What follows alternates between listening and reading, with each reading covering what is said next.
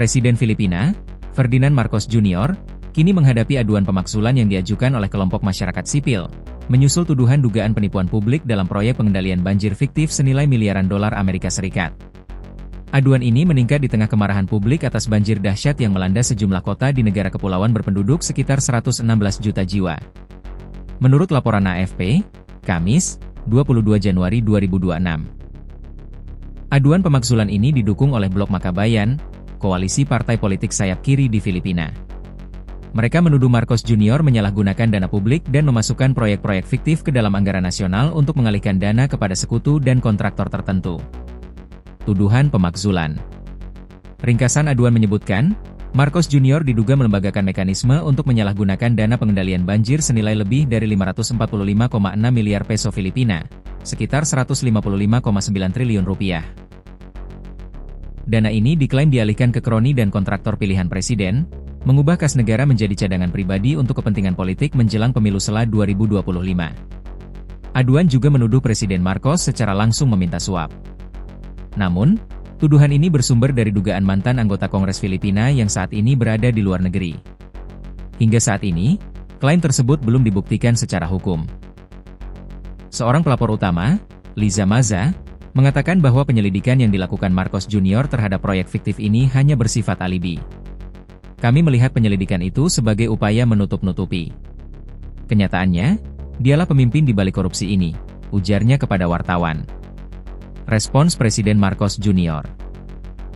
Presiden Marcos Jr. sendiri menegaskan bahwa dirinya yang memunculkan isu proyek fiktif dan menekankan keberhasilan penyelidikan yang telah menyeret puluhan pemilik perusahaan konstruksi, pejabat pemerintah, dan anggota parlemen. Marcos menilai tindakan tersebut sebagai langkah transparansi dan penegakan hukum terhadap penyalahgunaan dana publik.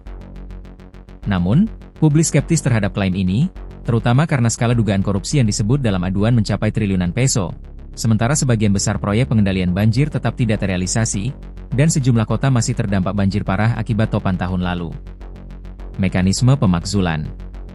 Berdasarkan konstitusi Filipina, setiap warga negara dapat mengajukan aduan pemakzulan, asalkan didukung oleh salah satu dari lebih 200 anggota Kongres. Salinan aduan diserahkan ke kantor Sekretaris Jenderal DPR Filipina, yang kemudian akan memutuskan apakah aduan layak diproses lebih lanjut. Ketua Fakultas Ilmu Politik Universitas Santo Tomas Manila, Dennis Coronacion, mengatakan kepada AFP bahwa kemungkinan besar aduan pemakzulan ini tidak akan lolos di Kongres, mengingat mayoritas anggota parlemen adalah sekutu Presiden Marcos Jr.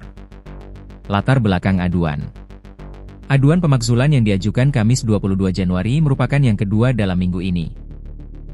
Sebelumnya, seorang pengacara lokal juga mengajukan aduan serupa, mengutip kasus penangkapan mantan Presiden Rodrigo Duterte dan pengalihannya ke Mahkamah Pidana Internasional, ICC, pada tahun lalu sebagai presiden.